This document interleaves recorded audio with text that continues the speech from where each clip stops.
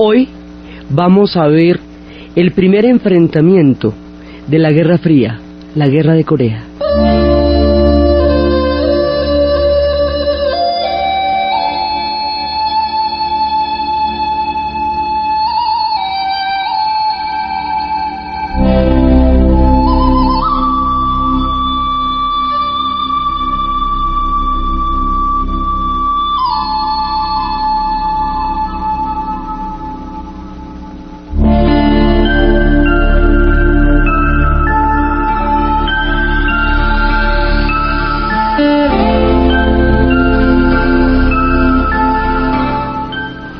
La vez pasada estábamos viendo la Revolución China y cómo la Revolución China, siendo un proceso tan particular de la historia de esta milenaria civilización y cómo de la manera como ellos consiguen retomar su rumbo de la historia, van a quedar metidos en la Guerra Fría por la política de bloques y de polaridad que ya en ese momento estaba instalada.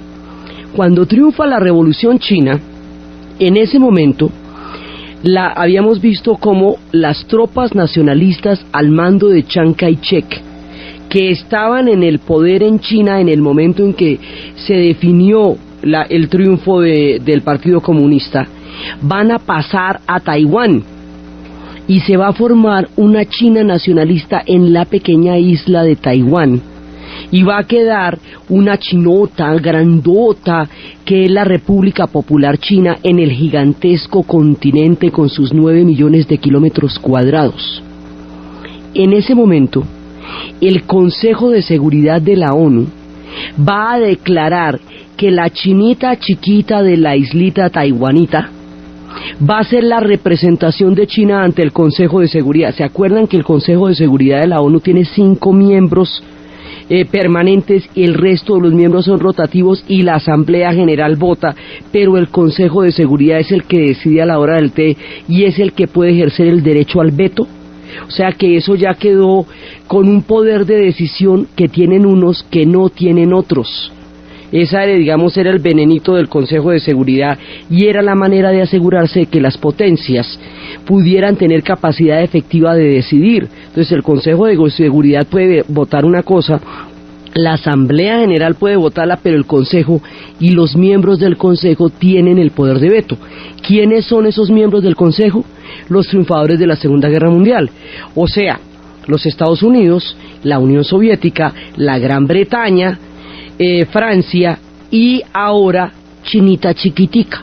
Chinita Chiquitica, que llamamos Taiwán, va a quedar como miembro permanente del Consejo de Seguridad y va a ser reconocida por la ONU como el régimen legítimo de China, desconociendo a Chinota Grandota República Popular al mando de Mao Zedong, porque Chinota Grandota es comunista y Chinita Chiquita es nacionalista y queda del lado de los antiguos países aliados, digámoslo así.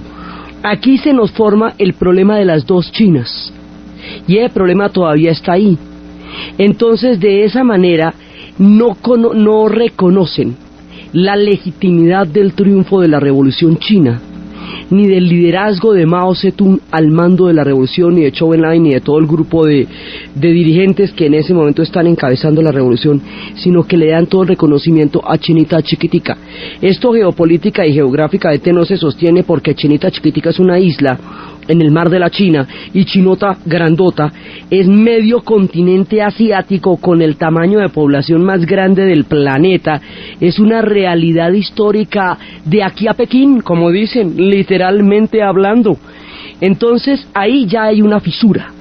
Los Estados Unidos parquea la séptima flota frente a la isla de Taiwán para evitar que la China comunista intente una invasión a la China de Formosa, a la China de Taiwán, en la isla de Formosa, la China de Taiwán.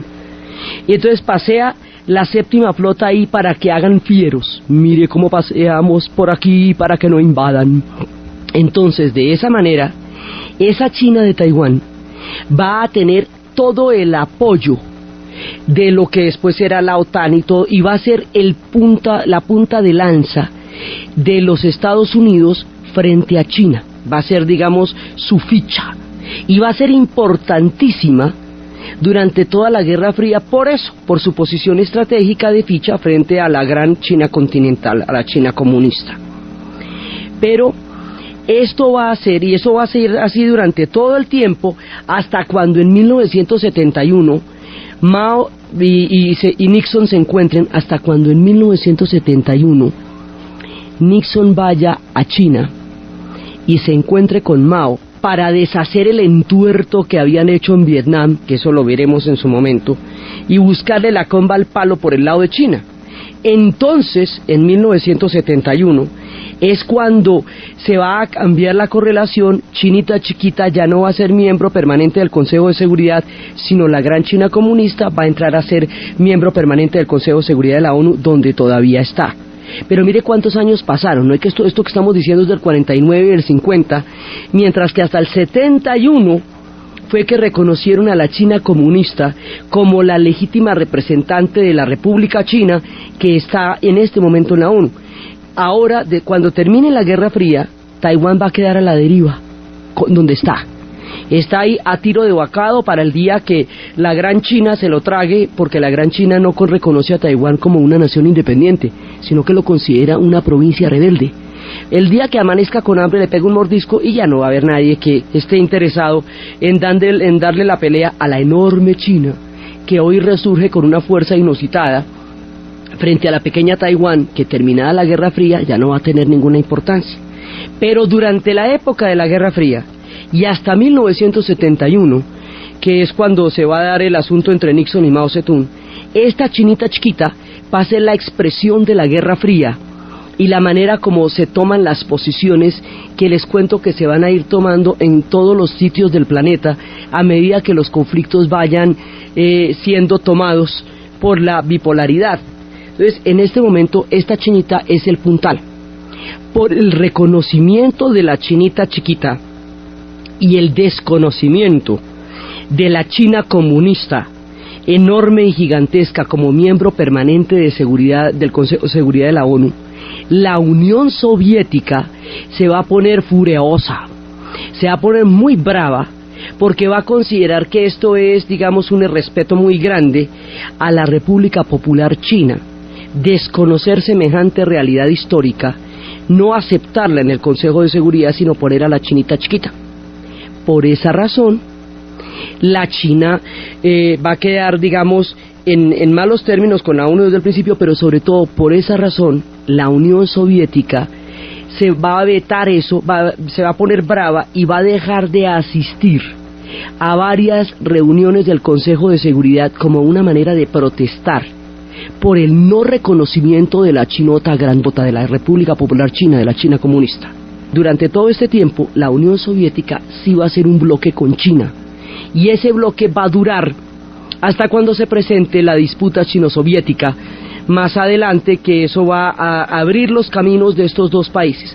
Pero ahorita, en este momento del relato, son un bloque histórico, y la Unión Soviética inmediatamente entra a respaldar a China y entra a sentar una protesta frente al Consejo de Seguridad de la ONU por no reconocer a la China comunista, y su protesta consiste en que ella no va a asistir a una serie de sesiones.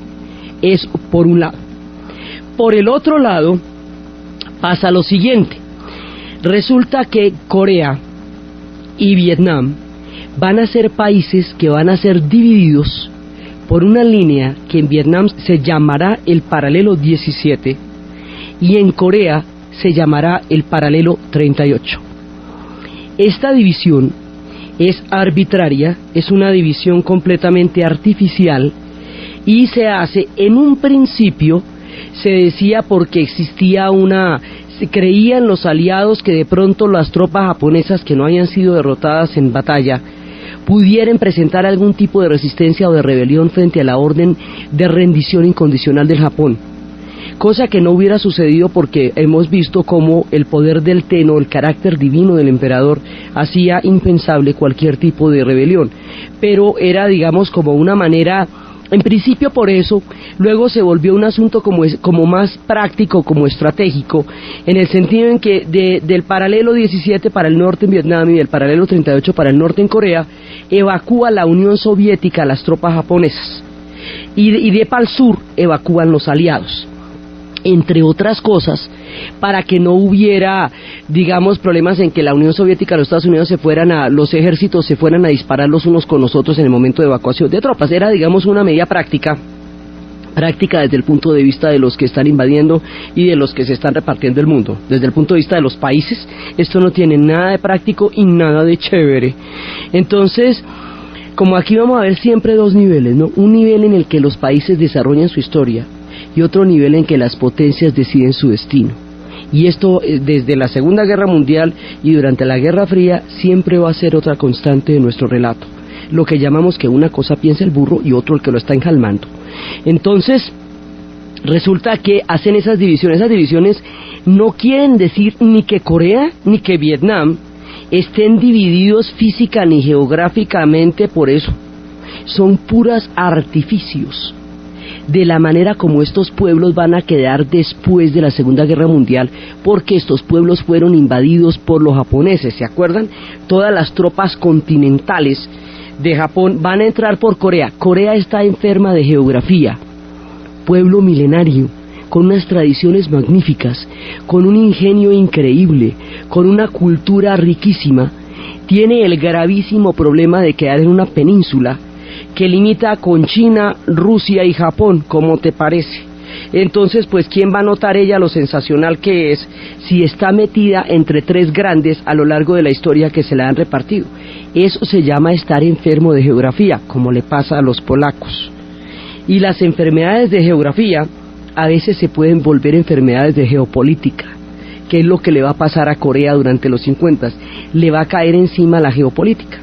Entonces, esta Corea, que perteneció tanto tiempo a China, que le fue arrebatada por Japón cuando empieza el proceso de expansión japonesa, que va a ser durante toda la Segunda Guerra Mundial humillantemente invadida por Japón, y Japón va a llevar muchos de sus hombres coreanos a trabajar como esclavos en la isla japonesa. Ahí todavía hay colonias coreanas que son, digamos, difíciles de asimilar en el mundo japonés, que va a llevar a muchas de sus mujeres como prostitutas en las mujeres de confort, que era la institución de llevar mujeres prostituidas a la fuerza para placer de los ejércitos japoneses, cosas que todavía no se han cobrado, cosas malucas que quedaron de la guerra. Cuando Japón pierde incondicionalmente, tiene que retirar las tropas de allá, tropas no vencidas, tropas no derrotadas en batalla. Entonces Corea queda en manos de los Estados Unidos y de la Unión Soviética. O sea, mire la historia de Corea tan tenaz. Todo ese tiempo debajo de China, luego se la quita a Japón. Cuando derrotan a Japón, cualquiera diría que le tocaba el turno de autonomía a Corea. Pues no, se la van a dividir entre los Estados Unidos y la Unión Soviética y va a quedar formando parte de la Guerra Fría. Luego esto va a ser un drama de nunca acabar. Todavía Corea no es una nación, son dos naciones, hechas por esta lineecita que iba a ser por la mañana. Era como que al mediodía quitábamos la línea. Entonces, estando dividida por este artificio del paralelo, los paralelos son líneas artificiales, no, eso no existe. Esos son líneas que el hombre se inventó para cuadricular la Tierra y poderla medir, pero ellos no existen en la realidad, ni los paralelos ni los meridianos existen físicamente, son coordenadas, como la séptima y la Caracas, existen en la mentalidad de la manera como se cuenta el mundo. Entonces, cuando usted divide por un paralelo, usted está trazando una línea imaginaria a partir de la cual decide hacer una cosa o la otra.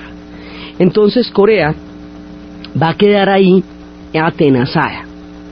En la parte norte va a haber un personaje que se va a llamar Kim Il-sung. Kim Il-sung va a crear un proyecto comunista, porque en esta época, además, los procesos de descolonización y de autonomía se van a equiparar con procesos de redistribución del ingreso, porque va a ser una época en que se va a poner de evidencia la pobreza tan grande que va a haber en muchos países. Corea está devastada, la Segunda Guerra Mundial le pasó por encima, y le pasó de primera mano, porque es que ya queda muy, muy enfrente de Japón. Es lo primero que se encuentra Japón cuando va a salir a dar una vueltica. O sea, cualquier vuelta por el vecindario, lo primero que se ve es Corea camino de Manchuria. Entonces, en ese momento, Corea va a quedar la parte norte del paralelo 38 para el norte que los soviéticos custodian y se supone que están evacuando, ahí va a surgir un líder que se va a llamar Kim Il-sung. Kim Il-sung, quien fundó una dinastía además, pues, quiere reunificar a todo el país de Corea alrededor de un proyecto comunista. Y para eso va a tomar una decisión que es cruzar el paralelo 38 con sus tropas para empezar una guerra que lleve a la unificación de Corea alrededor de un proyecto comunista, pero con el detalle de que no le avisó a los soviéticos. Al no avisarle a los soviéticos, esto se vuelve un hecho cumplido. Entonces no hay, digamos, no hay ni siquiera un momento en que los soviéticos le digan si apoyamos, no apoyamos, si nos parece, no nos parece. Pues no tiene la capacidad de decidir en el momento si se va o no a hacer ese ataque. El ataque se dio, estamos con un hecho cumplido. Por la mañana del 51, las tropas norcoreanas que se han venido armando y armando alrededor de la logística soviética, invaden el paralelo 38, que es la parte que está custodiando el resto de los países de la ONU, Francia, Inglaterra y los Estados Unidos, pero sobre todo los Estados Unidos. Entonces despiertan con la llamada a Truman, y Truman le paran los pelos y va y le pregunta a MacArthur, y MacArthur, que es un tipo absolutamente belicoso, le dice, ¿sabe qué? Ataquemos porque mire, esto es una agresión, o sea, Corea del Norte está cometiendo una agresión, y Corea del Sur no tiene el armamento para defenderse de eso, y si nosotros no atacamos, entonces van a reunificar el país y nos van a sacar de ahí. Ahora, la ONU se creó, entre otras cosas, para evitar que un país agreda a otro porque sí. Esto es, digamos, una cláusula fundacional de la Organización de las Naciones Unidas, tal como lo concibió el mismísimo Roosevelt en el momento en que la fundó. ¿Por qué? Porque este es el aprendizaje histórico y la lección frente a la guerra relámpago de Alemania en la Segunda Guerra Mundial. La Segunda Guerra Mundial estalla porque Alemania, diciendo que puede ser atacada, ataca primero por aquello de que el que pega primero pega dos veces. Entonces, como Alemania atacó mediante la guerra relámpago, alegando que ella podía ser atacada, y así empezó la Segunda Guerra Mundial. Ahora, la ONU pone una mordaza y puede convocar a los países a atacar si un Estado, sin previo a provocación, ataca a otro y se lo pretende anexar y dice que lo puede atacar porque de pronto va a ser atacado por él. Es decir, la guerra preventiva se vuelve una de las razones por las cuales existe la ONU, para impedir que haya guerras preventivas. Mira tú. Entonces, resulta que en ese momento, por eso es muy importante que nos acordemos quién es la ONU y para qué está ahí, ahora, en estas épocas. Entonces resulta que esto en todo sentido es una agresión. Corea del Norte ha cruzado el paralelo 38, ha invadido a Corea del Sur. La resolución de la ONU de atacar no puede ser vetada por la Unión Soviética, quien tiene poder de veto y podría haber vetado esa decisión y podría haberse opuesto, y su poder de veto vale porque es uno de los miembros permanentes del Consejo de Seguridad. ¿Por qué? Porque la Unión Soviética no está yendo a las sesiones del Consejo de Seguridad porque está brava con la ONU, porque no le han reconocido a la China comunista. Entonces sienta una protesta no yendo. Al no ir, no veta. Al no vetar, la decisión está tomada. Inmediatamente después de eso, se reúnen las tropas de 19 países miembros de la ONU, uno de los cuales va a ser Colombia, que va a mandar un batallón que se llamará el Batallón Colombia y que va a tener una destacadísima actuación en términos militares y de valor, y donde los veteranos que quedan vivos todavía se reúnen y se sientan a recordar cuando estuvieron peleando en Corea en el Batallón Colombia. Entonces la ONU se moviliza, los pueblos adscritos a la ONU, y empiezan a atacar para devolver a las tropas norcoreanas al límite del paralelo 38 que era, digamos, el límite convenido que no debían cruzar. Hasta ahí. Entonces, la idea, MacArthur fue el que ofreció. MacArthur era el comandante en jefe de las tropas del Pacífico desde la Segunda Guerra Mundial, el que había recibido la rendición del Japón, el que había sido, digamos, el que tomó las decisiones de cómo iba a quedar Japón después de la Segunda Guerra Mundial, el repropio. Entonces, MacArthur fue el que comenzó a Truman, dijo, no, eso hay que atacar. Truman va donde la ONU, se reúne la ONU, suastras, y en minuticos ya van atacando. Sí, y entonces, bueno, el objetivo era devolver las tropas hasta el paralelo 38, tal cual. Esto se hace rápidamente. Una vez devueltas las tropas de Corea del Norte al paralelo 38, es decir, una vez ratificada, una vez, digamos, remediada la agresión de un estado hacia otro, o de un pueblo hacia otro, militar, y devueltas las cosas a su sitio, ahí debería terminar la guerra de Corea, ¿no es cierto? Porque era para eso. Es decir, cruzaron la cerca. Entonces usted va y dice, ¿sabe qué? Devuélvase y otra vez párese en su cerca y verá que así no tenemos problemas. Entonces se devuelven para la cerca y listo. Hasta ahí debía terminar la guerra de Corea, ¿no? ¿Cuál es el problema? El problema es que MacArthur se pone garoso. Y ya estando en el paralelo 38, dice, ¿y por qué no hacemos al revés?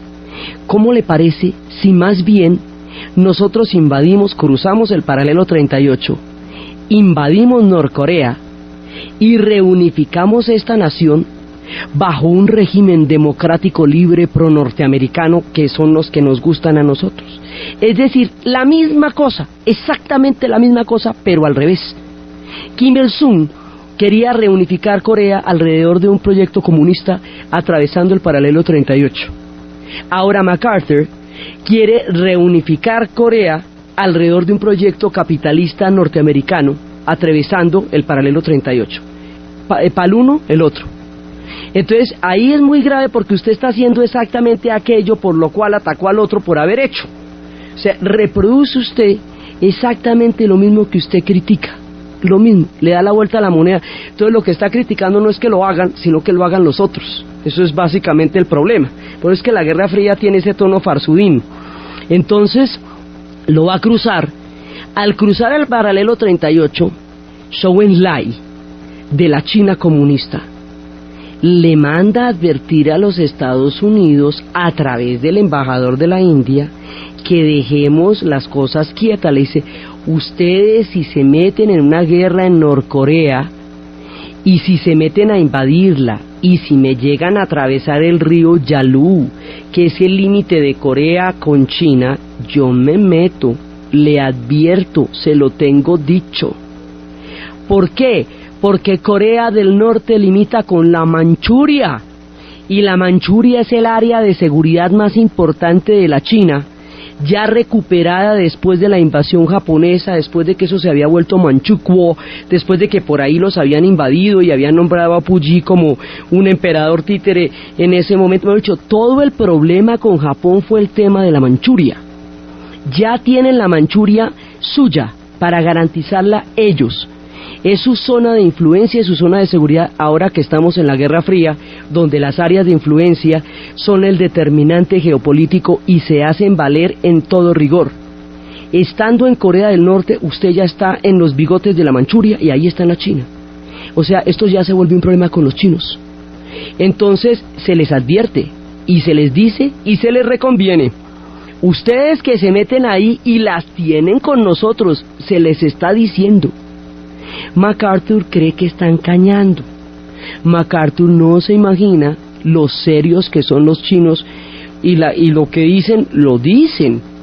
Entonces él le dice a Truman, estos están escañando, ¿qué? Metámonos ahí. Y entonces ahí ya no tocaba, o sea, este pedazo de la guerra ya no toca, porque el objetivo de parar lo que había que parar, que era devolver esto a la cerca, al paralelo 38, ya se cumplió. De aquí para adelante viene una arrogancia geopolítica que le va a costar a Corea muchísimo dolor, porque esto ya no toca. Esto ya es, digamos, una mostrada de dientes de una zona con la otra. Aquí ya la Guerra Fría se empieza a enfrentar en todos esos conflictos fragmentarios a través de los cuales se va a enfrentar la Guerra Fría durante toda su existencia. Entonces les da por meterse allá. se meten a Corea del Norte y efectivamente cruzan el río Yalu.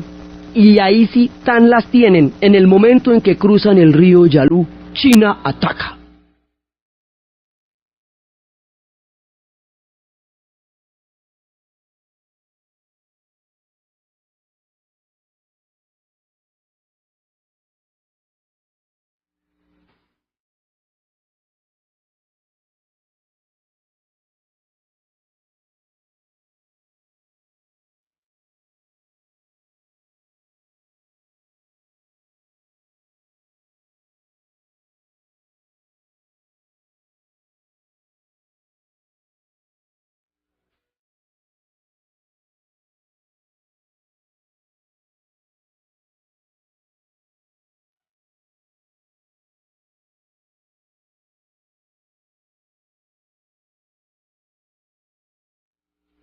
China ataca porque se metieron donde dijeron que no, se les ha advertido que no metieran.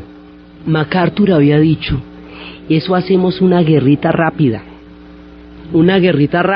y, mire, no hay guerritas rápidas, eso no existe, hay guerras.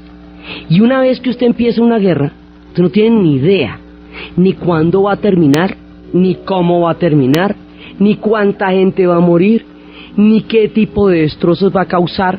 Todo el mundo se cree dueño de determinar un curso de la guerra, y el curso de la guerra es uno de los más macabros misterios del hombre, porque una vez que una guerra comience, eso tiene una dinámica propia, y usted ya después no sabe qué va a pasar ahí.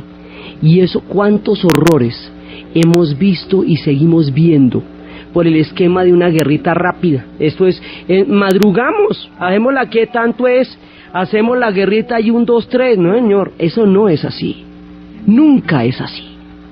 Entonces, nada que lo aprende. Bueno, entonces llega China y dice, tome, y ataca a China con todos los hierros.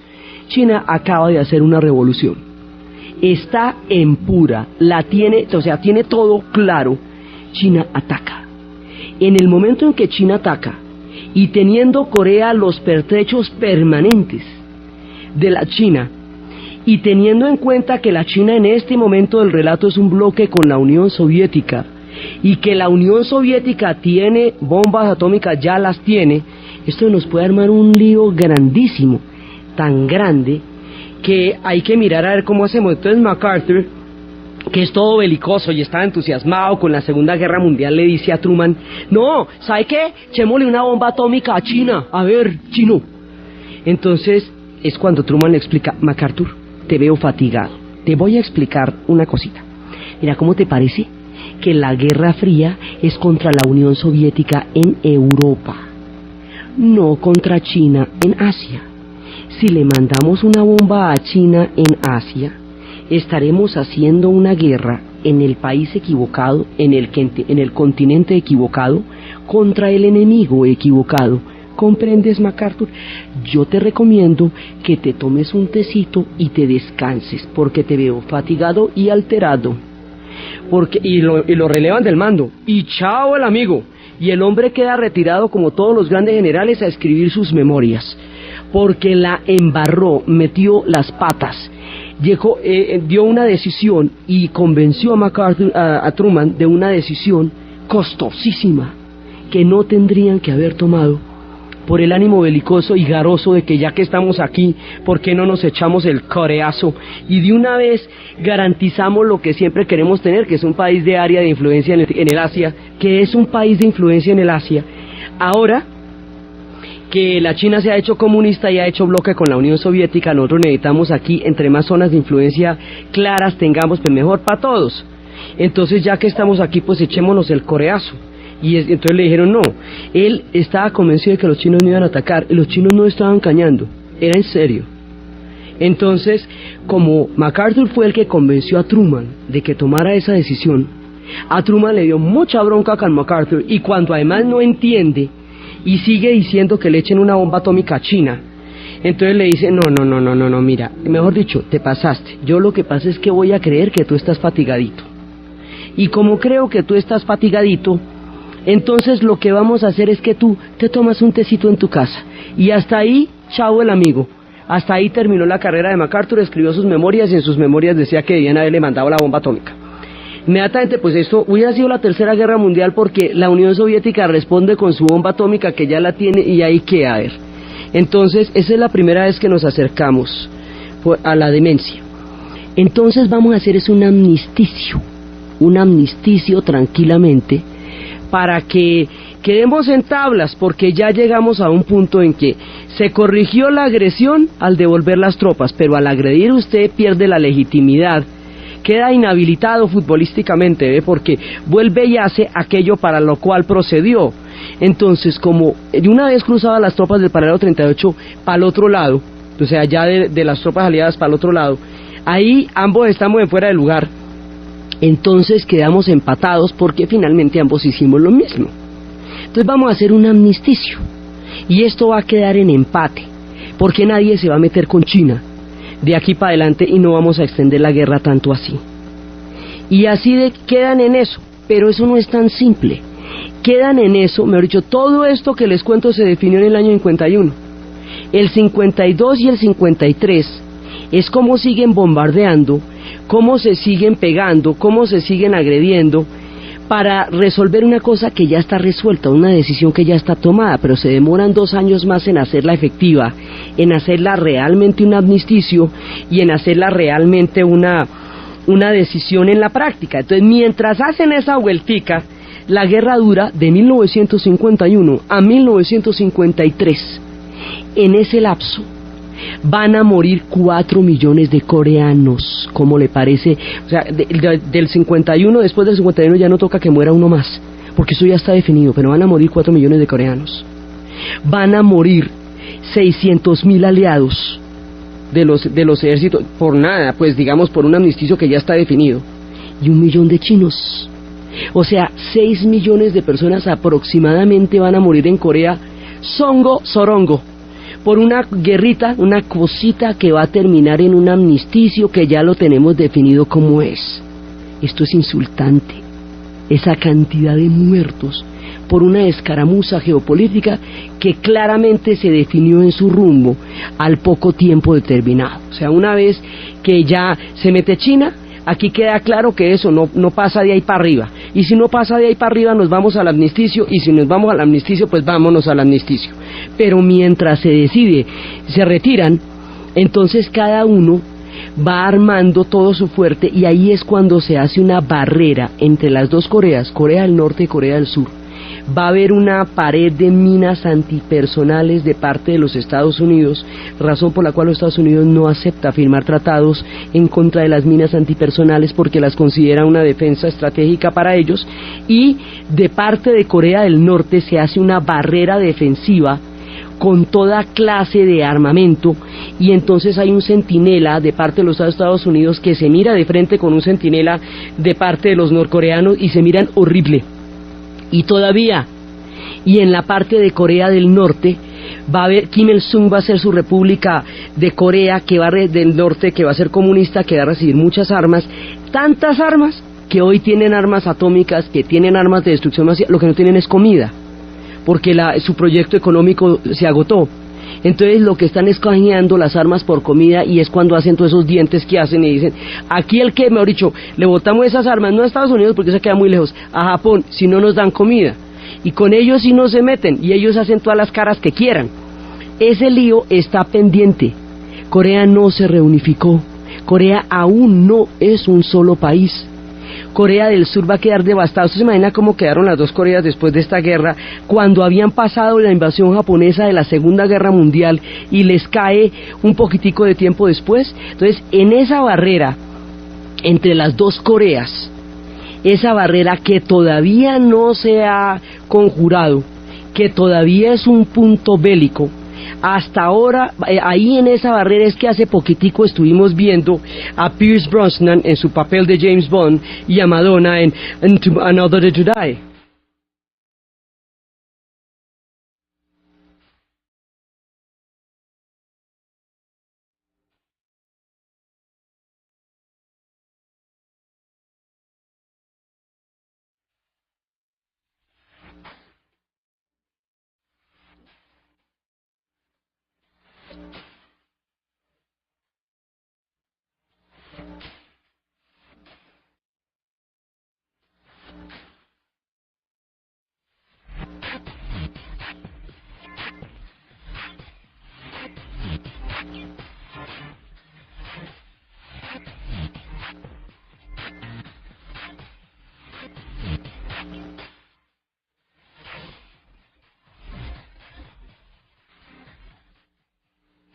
esa película que vimos hace poquitico tiene que ver con el lío que estamos contando de las dos Coreas, porque esa barrera sigue ahí.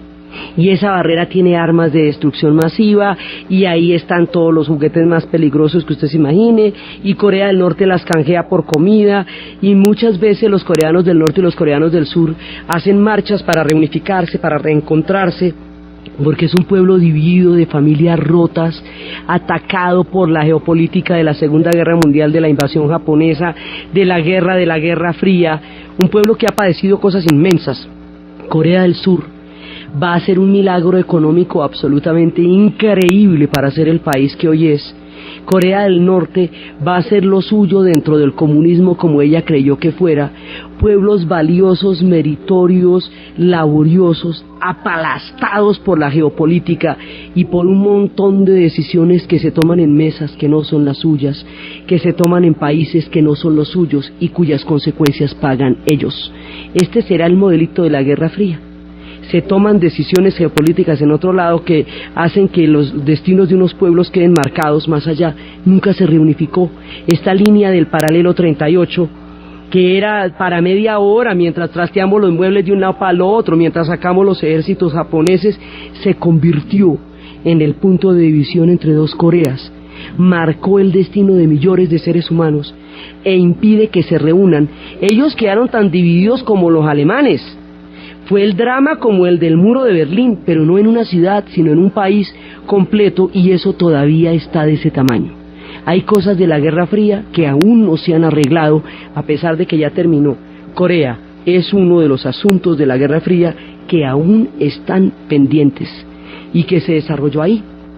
Entonces, en ese momento, la Guerra de Corea termina con sus 6 millones de muertos anónimos, porque a eso no le han hecho muchas miniseries. La miniserie de Corea es específicamente MASH, de la que habíamos hablado. Esa miniserie, que originalmente es una película de Robert Altman y que después se va a volver una miniserie que va a durar 10 años en el aire, es precisamente una burla a la farsa de la Guerra de Corea en el escenario de Corea, pero en realidad va a ser una crítica a la guerra del Vietnam en los 60s, y a todo su horror y a todo su descaro histórico y a toda su terrible realidad grotesca y cruel, pero ambientada en Corea. Esa va a ser, digamos, como la única miniserie, más las remembranzas que hay, pero no hay, digamos, es lo único de lo que se habló. Y en esa serie de MASH sí queda perfectamente claro el absurdo de la guerra, la tontería, pero la macabra tontería de la guerra, porque es muchísima gente la que está muriendo por una situación que ya estaba definida. Entonces, en ese momento, cuando queda definida la Guerra de Corea, nos vamos para los Estados Unidos, el escenario se devuelve. Cuando llegan las tropas a Estados Unidos, y esto quedó en tablas, nadie ganó, todo el mundo quedó ahí en un terreno de la cerca, nadie ganó. Entonces, en ese momento, un tipo posesionado de una de las histerias más peligrosas de la Guerra Fría, uno de los personajes más fanáticos, más enfermizos, va a montar una persecución en uno de los periodos más sombríos de la historia de los Estados Unidos. Este tipo se llamaba Joseph McCarthy, es un senador, y va a crear un clima de persecución que se va a conocer con el nombre de el macartismo, por el apellido de este tipo. El argumento de este tipo va a ser el siguiente: no hay sustituto para la victoria. Estados Unidos tendría que haber llegado hasta la victoria final, porque tiene los recursos para hacerlo y porque ese es su destino histórico. Él cree, como MacArthur, en el destino manifiesto. Tiene el mismo argumento de MacArthur, pero en la política, en el sentido de que los Estados Unidos tiene el destino histórico de administrar a los demás pueblos de acuerdo con los más altos intereses que ellos consideran que son los suyos. Consideran que los suyos son los intereses de todo el planeta y que ellos son los que mejor los saben salvaguardar. Entonces, que no hay sustituto para la victoria, y que si no se llegó hasta las últimas consecuencias de la Guerra de Corea, y que si la Guerra de Corea no se convierte en una victoria rotunda de los Estados Unidos en el primer enfrentamiento de la posguerra, es porque hay elementos comunistas infiltrados en la cúpula más alta de todos los círculos de la sociedad norteamericana, desde la Casa Blanca hasta los colegios, las universidades y el cine, y entonces se van a dedicar a perseguirlos y montan un tribunal de la Inquisición que se llamará la Casa de Actividades Antiamericanas, The House of Un-American Activities, y empiezan a medir un americanómetro. ¿Qué tan americano es usted? Y empiezan a crear una lista negra donde todas aquellas personas acusadas de ser infiltrados comunistas van a ir y no van a volver a conseguir trabajo. Y esto va para toda la gente que está en Hollywood, para todos los que están haciendo los guiones de televisión. La gente de medios va a ser aterradoramente perseguida. Y empieza la persecución contra los mismos norteamericanos, que en la medida en que se va desencadenando se va volviendo un asunto de simplemente disidencia. Todo aquel que no esté de acuerdo con la línea de McCarthy es sospechoso de comunismo. Estos son los tiempos en que sonaba por la radio Frank Sinatra.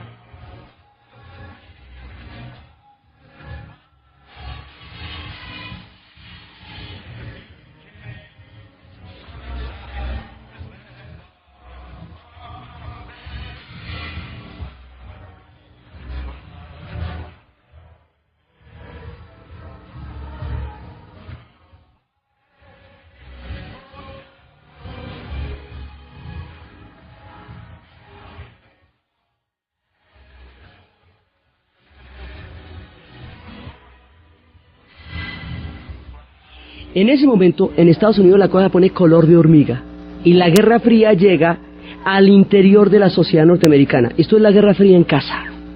Y la Guerra Fría en casa, en Estados Unidos, es el macartismo. Y aquí empiezan a depurar, a hacer purgas políticas, lo mismo que en El Hombre de Mármol en Europa del Este, lo mismo que en Papá se fue de viaje de negocios, lo mismo que se hicieron todas esas purgas que vimos en la Europa del Este, y toda esta gente es desprestigiada y demeritada. Aquí va a pasar lo mismo. No los mandan a campos de trabajos forzados, ni los matan directamente, no, pero sí los deprivan de su ciudadanía y del ejercicio de su vida dentro de la sociedad norteamericana. Es otra forma de exclusión que no es física, sino política. Solo va a ser física en el caso de los Rosenberg, que serán ejecutados, pero los demás van a quedar bloqueados, incapaces de conseguir trabajo. Entonces ahí es cuando debemos ver la película de Woody Allen que se llama El Testaferro, que es la historia de un cajero que escasamente sabe leer, y 5 de los grandes escritores de la época lo utilizan como fachada para poder seguir escribiendo y poder seguir comiendo, y él es el que da las declaraciones, y él es el que da las ruedas de prensa, y él es la cobertura de 5 escritores que gracias a eso pueden llevarle comida a sus familias. Y es una comedia terrible, porque es como este tipo tiene que cambiar, cada vez que hay que cambiar un guión le toca meterse en un cuarto oscuro, porque como él no escribe nada, para que el otro se trepe por la ventana y le dé el cambio del guión. Y hay una mujer que se enamora de él por lo inteligente que es, y el tipo no sabe casi ni leer, y es a través de eso van mostrando cómo se dio el fenómeno de la lista negra. El director de esta película se llama Martin Ritt, y con excepción de Woody Allen y el otro amigo de él, todas las demás personas que aparecen en esta película fueron lista negra del 51, del 53. ¿Quiénes van a la lista negra del macartismo? Toda la gente de la novela negra, la novela policíaca, porque la novela policíaca, a través de la resolución de un crimen, señala todo el fenómeno de corrupción y hace una radiografía profunda de la sociedad norteamericana en todas sus más oscuras visiones. Entonces, esto significa que Lillian Hellman, Dashiell Hammett, todos los grandes de la novela negra, y además para colmo de males en ese momento los Estados Unidos tiene una generación brillante de escritores, y esa generación tan brillante de escritores va a quedar opacada en la lista negra, porque son tiempos de persecución intelectual. Entonces toda la novela policíaca va a quedar en la lista negra. Directores de Hollywood, muchísimos. Actores de Hollywood, muchísimos, pero no solamente usted lo pone en la lista negra, sino que además ponen a las personas a sapear a los otros. Usted lo cita al Comité de Actividades Antiamericanas y usted tiene que decir quiénes de sus amigos están involucrados en actividades comunistas, exactamente lo mismo que a usted le tocaba en los archivos de la Stasi en Berlín, donde lo mismo le tocaba espiar a sus más allegados para el comité, como en el otro lado para Berlín, para la Stasi, exactamente lo mismo, la una y la otra cara de la moneda. Entonces aquí va cayendo gente valiosísima, y aquí otra gente se convierte en agentes. Por ejemplo, Elia Kazan, que es un gran director, va a quedar duramente cuestionado porque él fue de los que colaboró y denunció a otros. Por eso el día que le dieron el Oscar a Toda una vida, una protesta muy grande, porque muchos de los actores de ahora son hijos de la gente que estuvo en la lista negra en ese momento. Hollywood es el primer termómetro de toda persecución política e ideológica en los Estados Unidos, porque es el punto donde se difunden los mensajes de la historia. Siempre hay que tener eso en cuenta.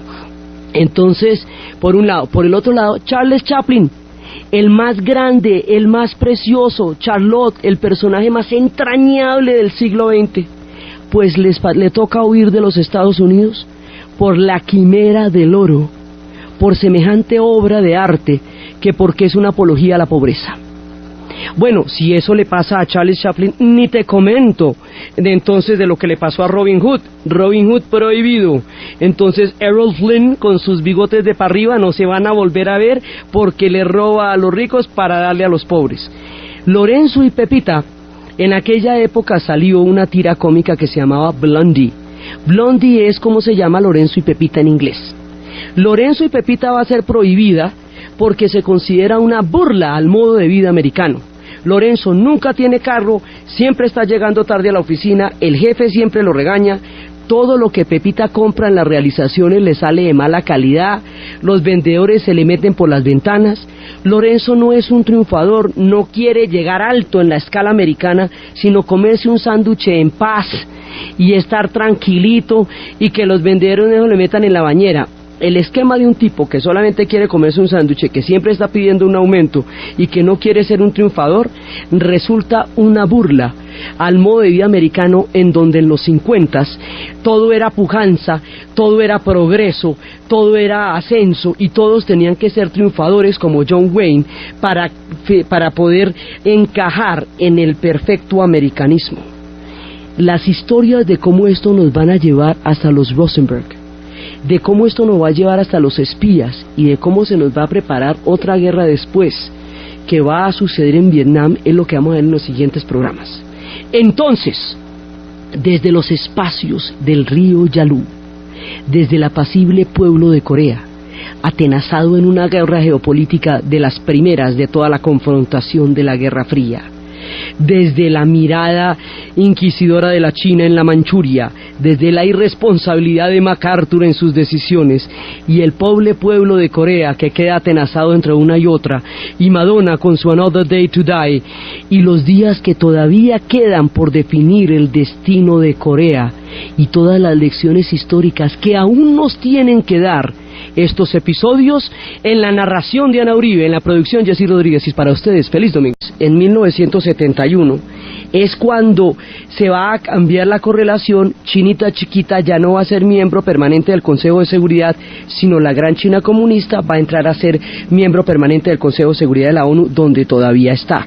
Pero mire cuántos años pasaron, no es que esto que estamos diciendo es del 49 y del 50, mientras que hasta el 71 fue que reconocieron a la China comunista como la legítima representante de la República China, que está en este momento en la ONU.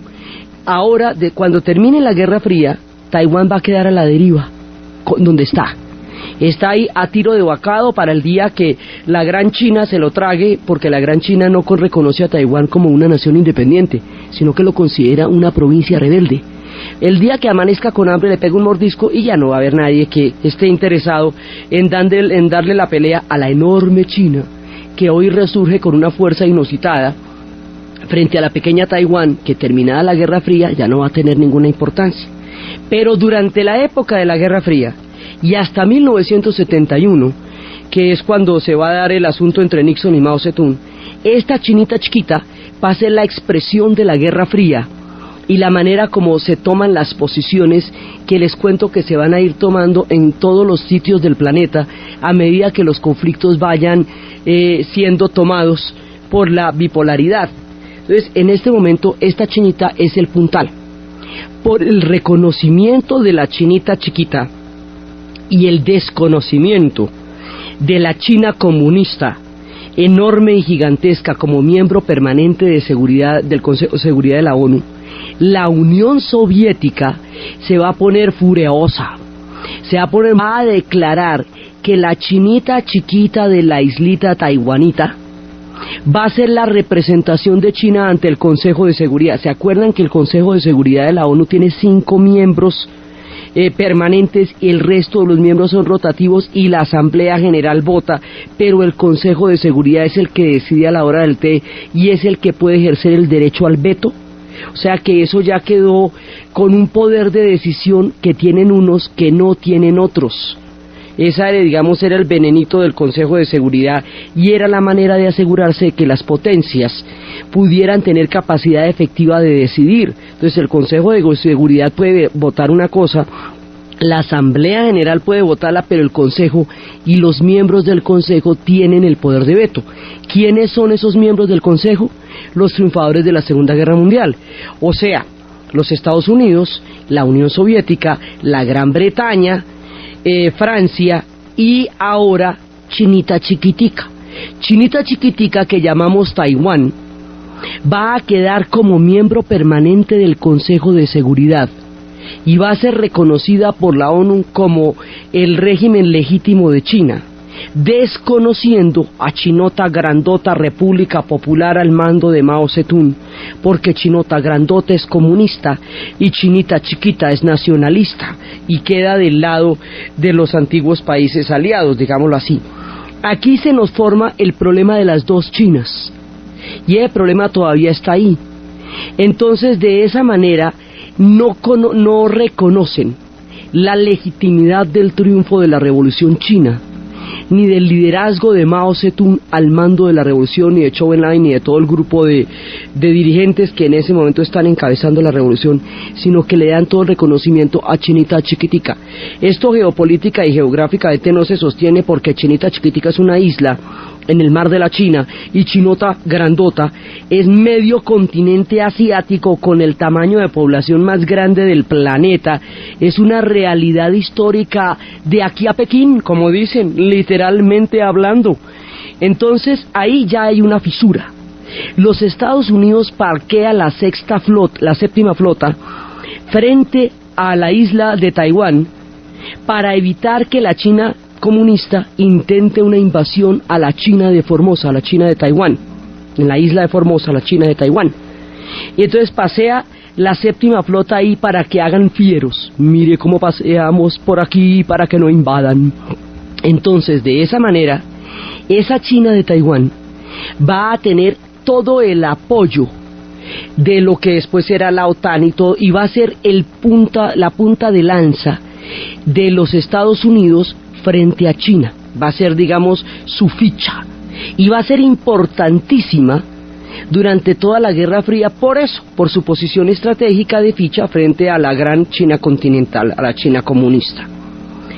Pero esto va a ser, y eso va a ser así durante todo el tiempo, hasta cuando en 1971 Mao y Nixon se encuentren, hasta cuando en 1971 Nixon vaya a China y se encuentre con Mao para deshacer el entuerto que habían hecho en Vietnam, que eso lo veremos en su momento, y buscarle la comba al palo por el lado de China. Entonces, hoy vamos a ver el primer enfrentamiento de la Guerra Fría, la Guerra de Corea.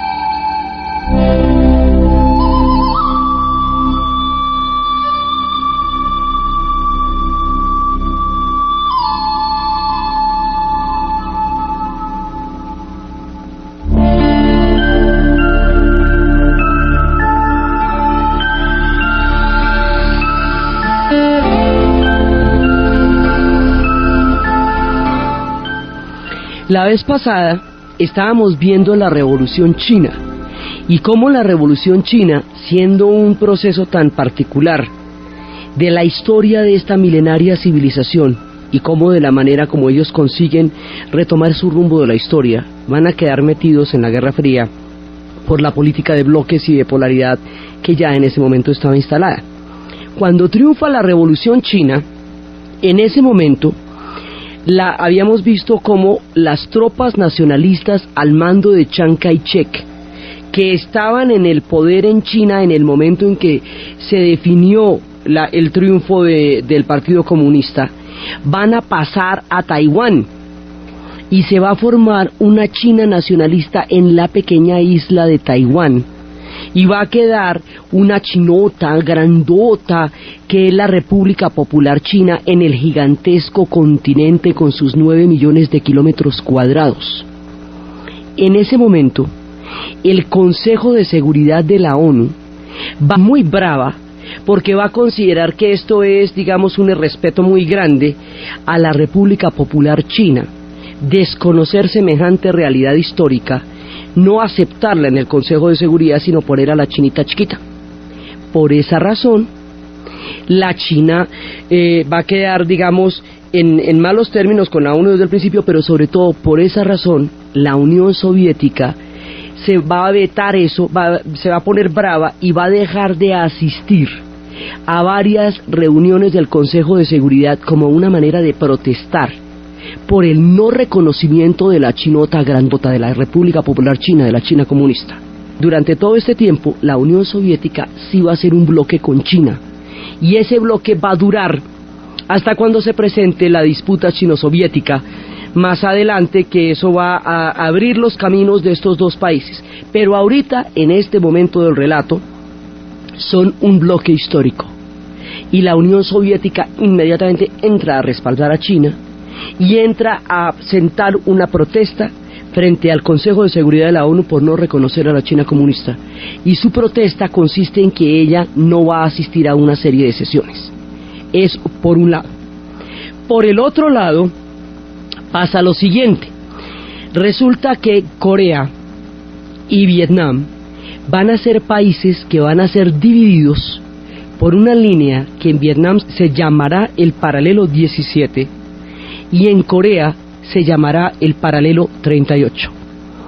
Esta división es arbitraria, es una división completamente artificial, y se hace en un principio, se